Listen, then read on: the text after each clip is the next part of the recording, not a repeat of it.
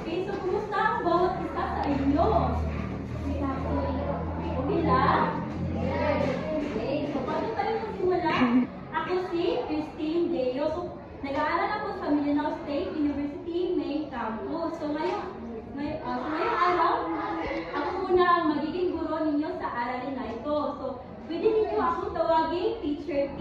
Naintindihan ba? Yes! Ano nga kinatawag sa akin? Teacher T! Okay, very good. So, pwede ba tumayo kayong lahat? Alam ko may tumayo na kayo kanina, nag-exercise ngayon. Mag-exercise muna tayo, no? Warm up. Okay, gusto nyo ba yun? Yes! Okay? Gusto nyo ba yun? Yes! Yes! Correct! Correct? Yes! Good.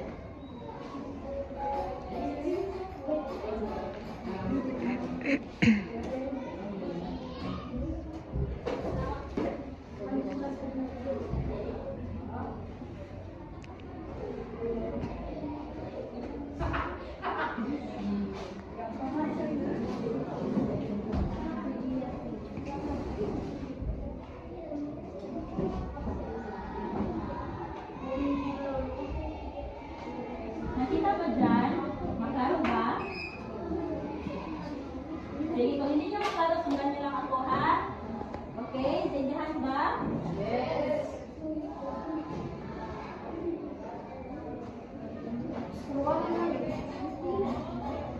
Now!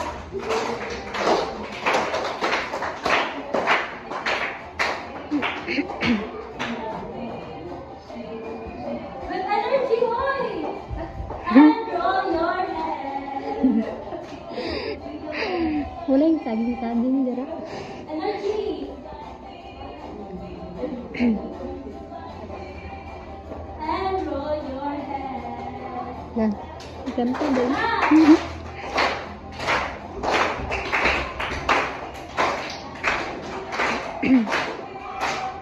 And roll your head. With energy. One. Nabuka dito sa school. Nabuka na dito. Bakit ako?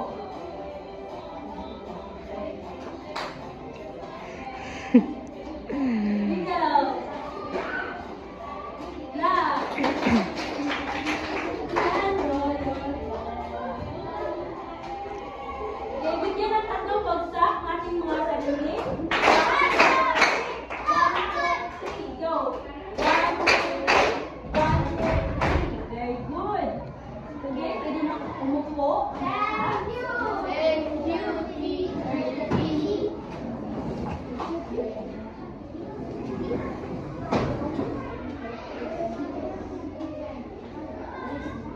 Okay, wala bang absent ngayong araw? Meron. Okay. So, sino ang makapagbibigay sa akin kung ano ang kanila ang aralin niyo noong mga past topic ninyo? About sa? Labanan. Okay, may mga ideya kayo sa mga bansa. So, sa tingin niyo, sa inyong mga knowledge, anong mga bansa kaya sumakot sa Pilipinas? Espanyol! Bansa ang Pilipinas ko. Saan sa bilang Espanyol? Very good! Ano pa? Amerika, very good! Ano pa? Japan! At iba pa. So, ngayong araw, may papakita akong larawan sa inyo. So, kailangan nyo pagmasdan mabuti ang nasa larawan. Okay? Kung sino ang mga karakter, kung ano yung ginagawa nila sa loob ng picture. Okay? Ito, ano nakikita niyo sa larawan? Bata. Bata, may bata. Check. Ano pa? Ito. May.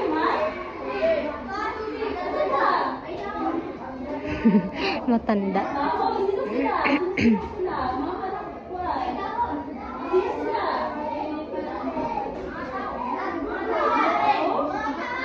Very good. Mga party. Ano pa?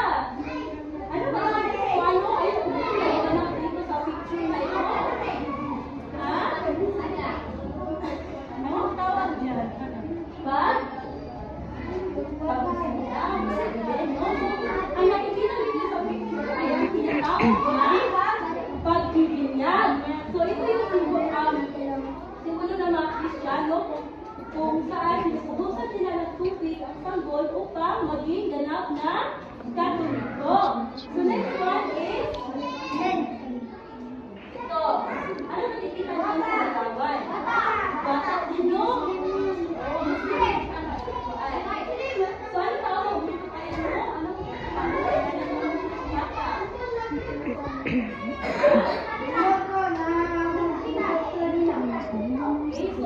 University at naama sa silbing guro naman sa arrange your shares, cut some pieces of paper or trash sa ilalim ng tutuan. Okay. Settle down.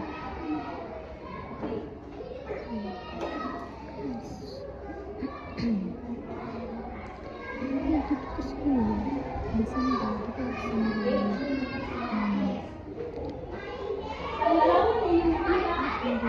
sa start na. Ano ang tinatawag dito? Bibigyan. Sa isang ating mga pinakamahalagang paraan ng mga Espanyol noon sa pagsakop nila sa atin, no? So, pero, isa, Islam. Okay, sa Islam man ay, pag-aalay ng mga hayop upang matibay ang okay, good. Ay, green yung ano mga panel. Ngayon, alam mo na mga green kasi ang dahil nakikita, Kristiyanisasyon, paraan ng pananakot na Espanya sa ating bansa. So, excited ba ang lahat? Energy check? Yes! Okay, so noong unang panahon, nakot tayo ng mga Espanyol na pinangunahan sino nga to? Magellan. At, so ang ginamit na taktika nila dyan, Magellan at Legazpi ay ang Kristyanismo. Upang, ano kaya no? Ano kaya no? Bakit kaya ginamit na taktika no? Ang Kristyanismo. Upang, makontrol ang mga katutubo noon at mapasunod at mapasuko. So, nangunguna dito ang, ano ngayon? Kristyanismo. Good. So, nangunguna ang Kristyanismo upang turuan ang mga katutubo noon na mamuhay bilang Kristiyano at binyagan upang maging ganap na Katoliko.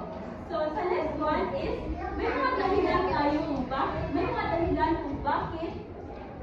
nagtagumpay ang mga Espanyol sa paggaganap ng Kristyanismo. Ano mo una? Makibasa?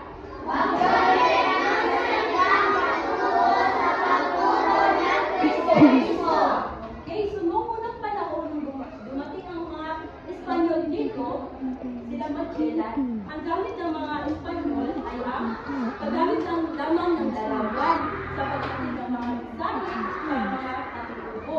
Pero kalaunan din ay natuto din ang mga katutubo ang paring Espanyol sa wika ng mga katutubo. So, naiintindihan ba?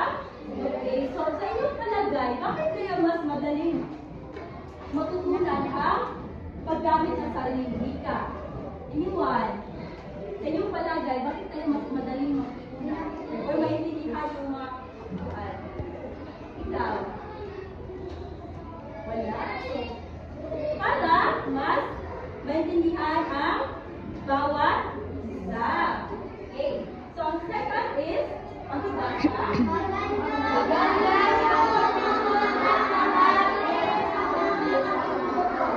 Okay, so ang mga pari doon, iba din sa kanto, iba na makikita yung pari na sila yung sa una, noong unang panahon, ang mga pari o ang Friday, or tinatawag din niya ng pari. So ang mga Friday noon ay para sa mga komunidad. Sila ang tagapagtanggol, tagapagpamagitan kung may alitan, ang komunidad, at tagagabay. So, yun ang para. Bakit kaya, no? Bakit kaya ganun ang trato ng mga Friday? Upang, upang mapasunod ang mga katutubo. So, next is pakibasa. Paglalabas ng Kristyanismo okay, so dito naman ay ang paglalapat ng mga Kristyanismo sa mga dati ng Katoliko. So, dito, noon, may marami ng mga tradisyon, ang mga katutubo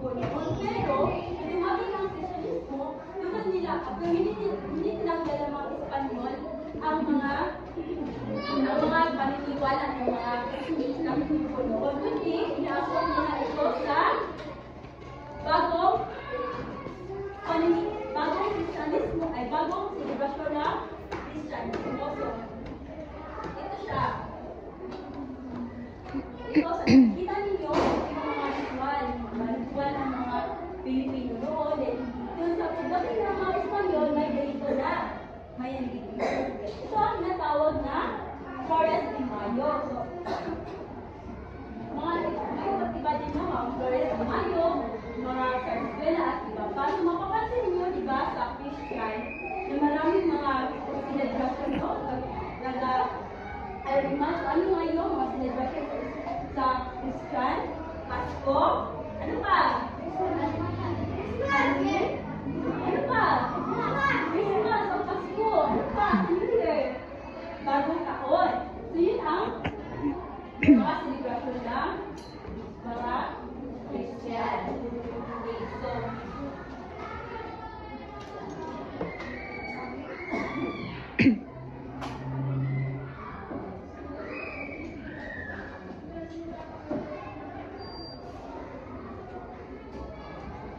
Okay, so, noon, bago dumating ang mga Espanyol, may mga sarili, yung sinabi ko kanina, may mga sarili ng mga tradisyon, kultura, paniniwala ang mga pagtutunuan tulad ng Islam.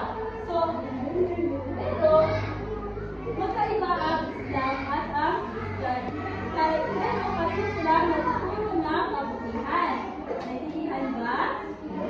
Okay, so sa ating aralin, nakikita natin na kung paano pinalaganap ng mga Espanyol ang Kristiyanismo upang ma-influensyahan ang mga kabutihan.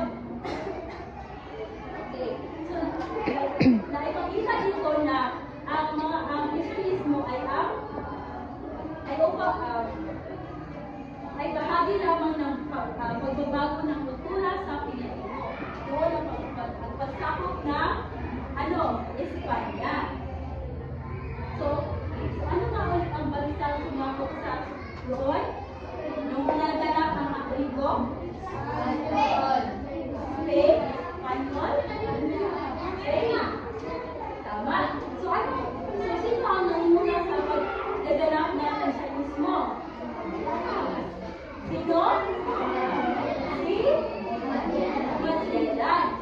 So, ano ginamit ang taktika nila Magellan at Legazpi upang mapasunod ang Pilipino?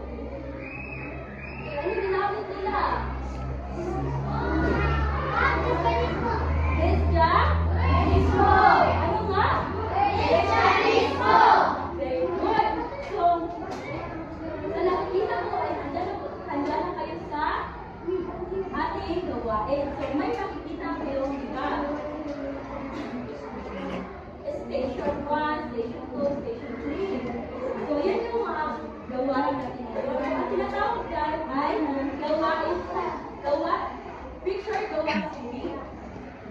So, ngayong araw, hatiin ko kayo sa apat na grupo. Sa apat na kayo. Ito yung group 1.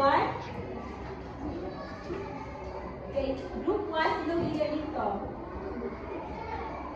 Okay, 1. And group 2, then,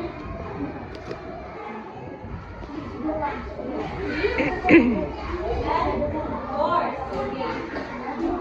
Makinig sa aking instruction. Okay. So, ang gagawin nito ngayon ay ang bawat station may nakikita kayong larawan ka. Then, may makinig. May makikita kayong jumbled letters, diba? May question. So, para mabuo ninyo ang question, ang jumbled letters, kailangan nyo basahin nyo na ang question para makapag-isip kayo kung ano kaya ito. Pero make sure, okay, kung alam na ninyo ang sagot, isulat ninyo sa station 1. Okay? So, dapat una. Pero ngayon, para hindi tayo so,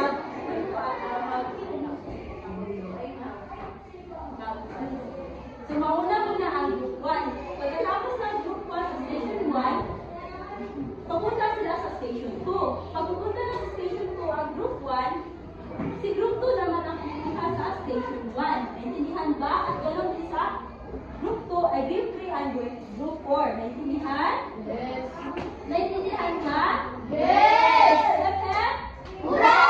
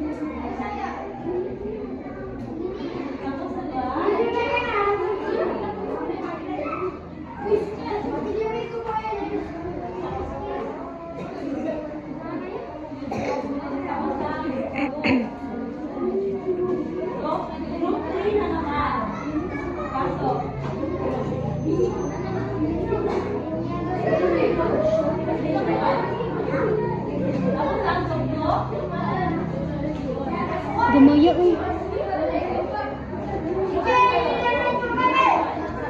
Grade 1, ano? Gamaya, uy.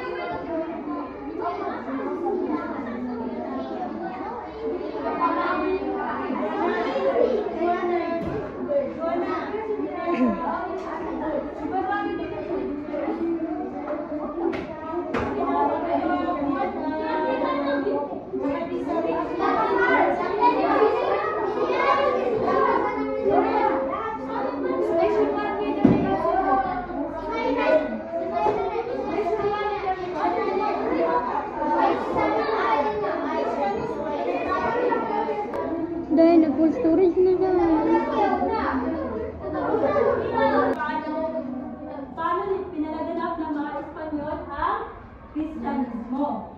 So, may nakaligtahan ako discussion mga kanina. So, ang pagbibinyag. Ito siya, no? So, diba nasabi ko kanina, ang pagbibinyag ay simbolo ng ano, Kristyanismo. Or, simbolo ng pagiging katoliko sa amin. No? So, iba din sa inyo sa Muslim. So, noon, marami ang nanikaya sa pagbibinyag dahil pwede silang magiging ninong at nina upang mapalawak ang tumatag ang isang pamilya. So, sa inyong aktibidad, dyan yung nakikita o na-observe kung paano pinalaganap ang Kristyanismo. So, sa inyong palagay, sa inyong palagay, may nakikita kayo, iba sa inyong paniniwala, iba sa inyong relihiyon. Paano nyo makikita ang inyong paggalang sa kanila? Ikaw, paano mo ipakikita? Muna ko yung screen. So, maaari natin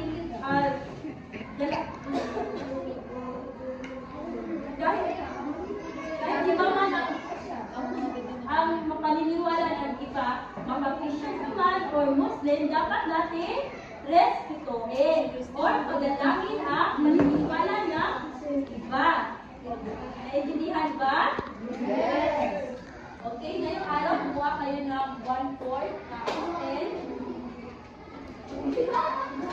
May bago kayong activity. Pwede din 1/4, 1/2. Pwede lang tuloy-tuloy. Answer only na kung tama, tingin ka tama ang sagot, sulat lamang ang tama. Kung mali, mali. Yan lang.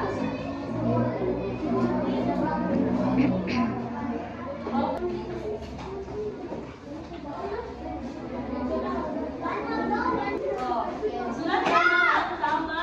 Kung sa tingin mo ay tama, hindi na yan isa.